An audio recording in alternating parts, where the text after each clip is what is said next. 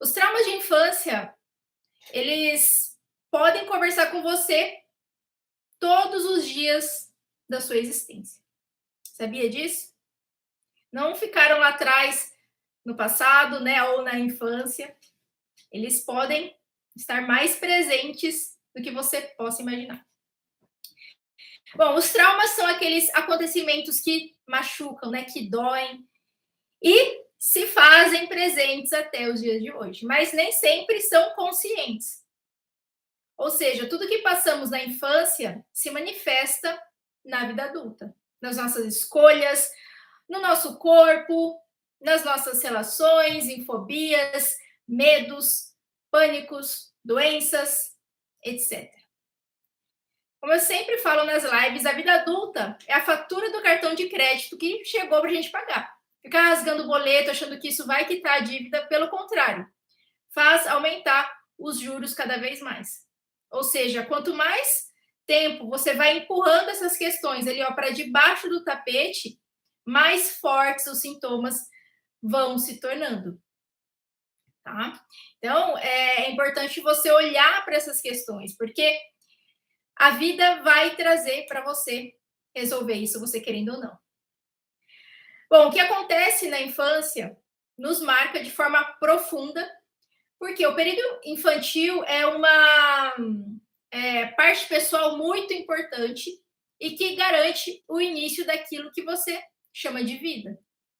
É como raízes que começam a se fortalecer naquele momento e que vão se desenvolver pelo resto da sua vida, né? Pela sua vida inteira. Os traumas de infância são experiências vividas ali do zero, né, do útero, até os 12 anos, mais ou menos, né? Que é a fase ali onde a mente está em formação. A mente da criança é como se fosse uma esponja que vai absorvendo tudo. Talvez você já tenha ouvido falar, né, sobre essa expressão que a criança é uma esponja. Isso acontece porque a mente está ali registrando tudo o que acontece ao redor daquela criança. E aí, na vida adulta, chega a conta para a gente pagar. A criança ela ainda não tem a capacidade cognitiva para analisar as situações. Ela não sabe o que é certo e o que é errado, justamente porque a mente está em formação. Talvez você esteja se perguntando, mas como assim? A criança sabe sim o que é certo, o que é errado. O meu filho, né, sabe mexer aí, no celular, dá um tablet para ele, que ele sabe mexer. Como assim você está falando que não sabe? Bom, a criança ela pode ter uma noção sobre isso, né, de saber o que é certo ou errado. Mas ela não vai saber tudo, porque justamente a mente dela ainda não tem essa função de analisar. Essa parte ainda não está totalmente formada. A mente só vai terminar de se formar, né, de se fechar ali. Depende, assim, o estudo, né? Tem alguns estudos que falam que é entre os 21 e 25 anos, tem outros estudos que falam que é só aos 30 anos que a mente termina essa formação. Então, vai variar ali, né, de cada organismo, de cada pessoa, mas é só depois dos 20 anos que a mente vai estar formada. O problema, né, é que tudo isso que acontece na infância vai desencadear medos, receios, ansiedade e descontroles emocionais, que vai reverberar na vida adulta. Então, manter uma vida tranquila e comum acaba se tornando muito difícil quando se carrega esses traumas, seja eles conscientes ou não. É porque muitas pessoas não lembram também, né, dos traumas, né? Não lembra do que aconteceu na infância. Tem gente que eu atendo que fala assim, eu não lembro nada, só lembro... Parece que minha vida começou depois dos 15 anos, até os 15 anos não lembro nada. É porque o pessoal que está acompanhando as lives, né, já aprendeu que a função do subconsciente é a proteção. Então, se aconteceu alguma coisa na sua infância que te magoou, que te machucou, e o subconsciente entende aquilo como uma ameaça, o que ele vai fazer para te proteger? Ele não pode te dar uma arma, não pode te ensinar a lutar. O que ele vai fazer para te proteger? Vai apagar, né, vai esconder aquela memória. Por quê? Todas as vezes que eu lembro daquilo me machuca. Então, o que eu vou fazer para eu nunca mais me machucar? vou apagar aquela memória, entendeu?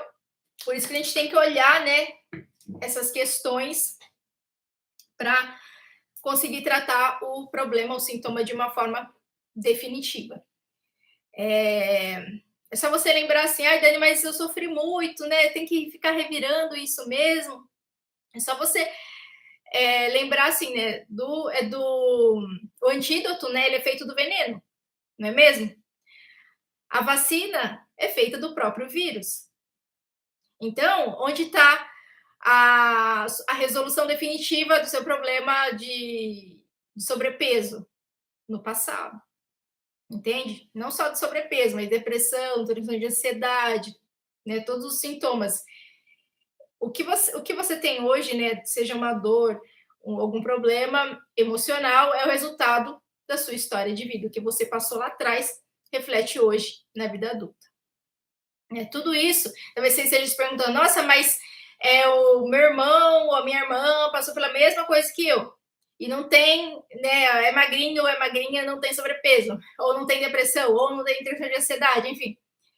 Ou não fuma, né? Porque cada um vai ter um sintoma aí, dependendo da forma que a mente interpretou. Tá? Então, não é bem o que a pessoa passou, né? É isso, mas a forma que a mente interpretou ali o que aconteceu. Tá bom? Por esse motivo que existem situações que traumatizaram muito algumas pessoas, mas ao mesmo tempo não causaram nada além de um desconforto para outras pessoas. Tá bom? É importante entender também que nem sempre os traumas que te trazem, né, te fazem ter as feridas que você tem hoje, foram super dramáticos, né? Como testemunhar uma morte, sofrer agressão sexual ou agressão física, ou sofrer um acidente de carro grave. Os traumas que controlam nossa vida hoje, na maioria das vezes, são coisas bobas. Por quê? É a primeira vez que a criança tem contato com aquela emoção. Entende? Então, é a primeira vez que ela vai sentir o medo, a primeira vez que ela vai sentir a tristeza, a primeira vez que ela vai sentir a raiva. Por isso que, geralmente, né, a causa que aparece na sessão de hipnoterapia, geralmente, é algo que você olha e fala assim, nossa, não acredito que eu estava doente por causa disso. Então, por exemplo, pode ter sido, sei lá, um puxão de cabelo, por exemplo, ou um brinquedo que a criança estava brincando, veio a outra criança, sei lá, tomou da mão dela. Esse é um trauma bem comum, né, dos meus atendimentos, aliás. E um outro também que é bem comum é quando o bebê acorda no meio da noite com barulhos estranhos. A mente do bebê não sabe que os pais estão ali, né, numa relação íntima. A mente interpreta como que, sei lá, o meu pai está em cima da minha mãe e está batendo nela. Então, por isso, se você tem bebê, né, se você tem filho, jamais tenha relação com seu parceiro ou parceira no mesmo ambiente que a criança. Ah, mas é só um bebê. Não importa, a mente está registrando tudo. E isso, né, provavelmente vai causar um trauma na vida do seu filho ou da sua filha. Tá? Outra causa bem comum que aparece no consultório é quando a criança acorda, está lá no berço, chora, chora, chora, e o adulto demora para ver o que aconteceu.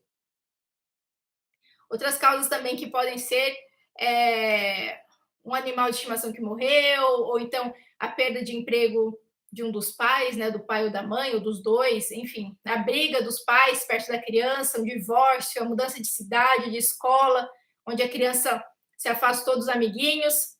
São várias causas, né? Aqui do Japão que eu atendo, é bem comum, né? A criança que veio para cá ou que nasceu aqui, mas os pais só falavam português dentro de casa e colocou na escola japonesa, ou então a criança que veio do Brasil, né? Fala só português, só lê em português, chega aqui, coloca a criança no meio, né, de um monte de japonês, nunca ouviu falar aquele idioma. Então, essa é uma causa bem comum também que aparece nos meus atendimentos, né? Bom, enfim, são várias as causas e todos podem ter o mesmo efeito, os mesmos sintomas, né? Que é ansiedade, frustração, distúrbio alimentar, depressão, fobia social, e mais um monte de sintoma.